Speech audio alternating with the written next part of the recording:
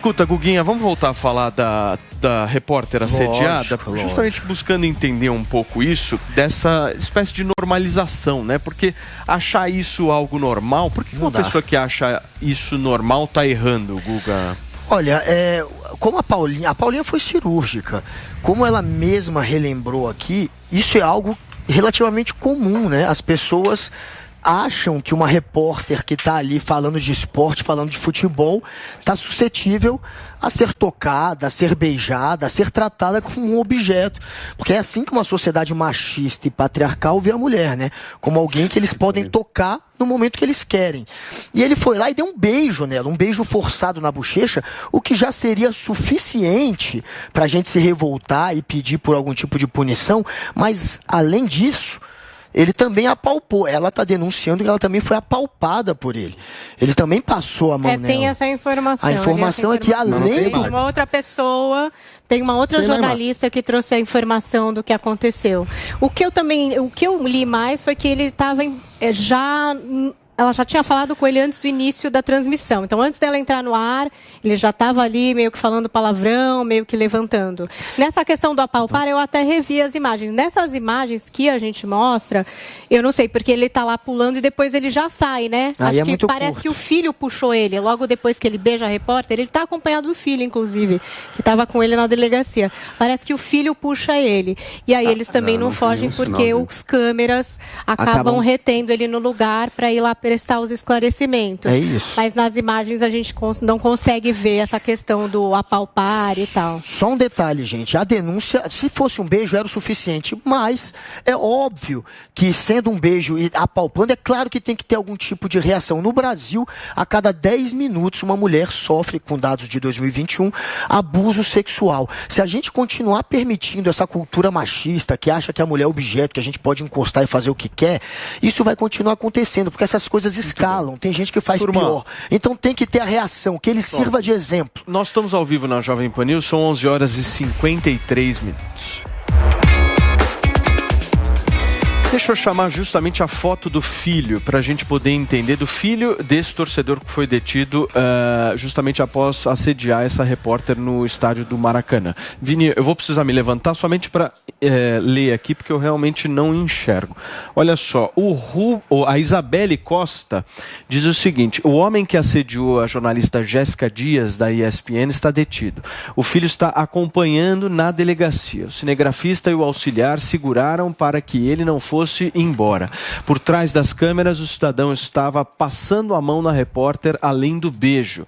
Força Jéssica, é o que diz Isabelle Costa. Certo, a Isabelle Vini? Costa, que é jornalista também, repórter, então ela trouxe essa informação, mas eu, por exemplo, estava procurando já se tinha algum algum relato, né, ou alguma imagem que a gente pudesse mostrar para corroborar com o que disse a Isabelle. Você me pediu, Paulo? Não, pedi, eu achei, volto a dizer, a gente tem que fazer todas as ressalvas inúmeras vezes, porque às vezes as pessoas não entendem. Continuo dizendo, ato absolutamente reprovável, se de fato viola a lei, que seja punido na forma da lei. Eu acho que defender, por exemplo, que traficante fique solto e o cara que dá um beijo na bochecha de uma mulher seja colocado na cadeia, eu acho que é um pouco de incoerência, mas aí vai de cada um. Agora, eu fiquei na dúvida com o uso do termo abuso sexual para retratar esse tipo de coisa. Então, se o cara dá um beijo na bochecha de uma mulher, é abuso sexual. Quando você cumprimenta uma mulher com 2 beijinhos, então é ato sexual, né? Aliás, múltiplos atos.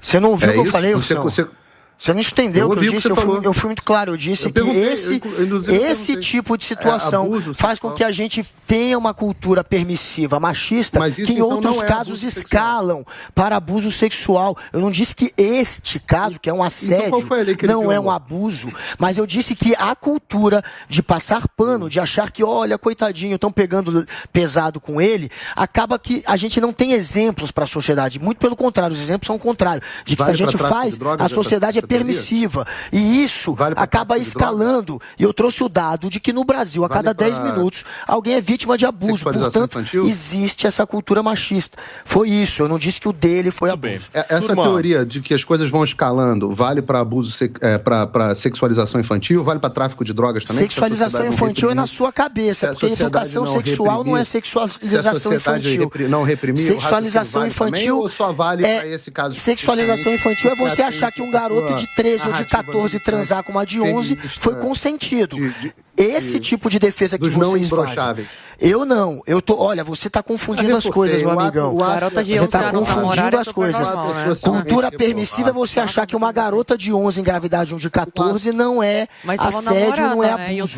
É abuso. Claro que é. Isso sim. Agora, não confunde, não tenta misturar as coisas. Juridicamente, existe o termo importunação sexual, que eu acho que é isso que ela sofreu, que é roubar beijo, que é cantada invasiva, eu acho que é importunação sexual, que é o termo jurídico, né? Porque juridicamente tem isso, tem o assédio sexual, que é quando tem hierarquia de poder, que são casos que a gente traz aqui normalmente em empresas, em relação e daí tem o abuso sexual, que, ao que eu estou pesquisando aqui, parece que o termo é usado majoritariamente quando a vítima é criança ou adolescente, então em que não há caso aí de consensualidade. Então são 3 termos jurídicos. Então nesse caso seria a gente está falando aqui, assédio, foi assediada, mas eu acho que o caso que configura é importunação sexual.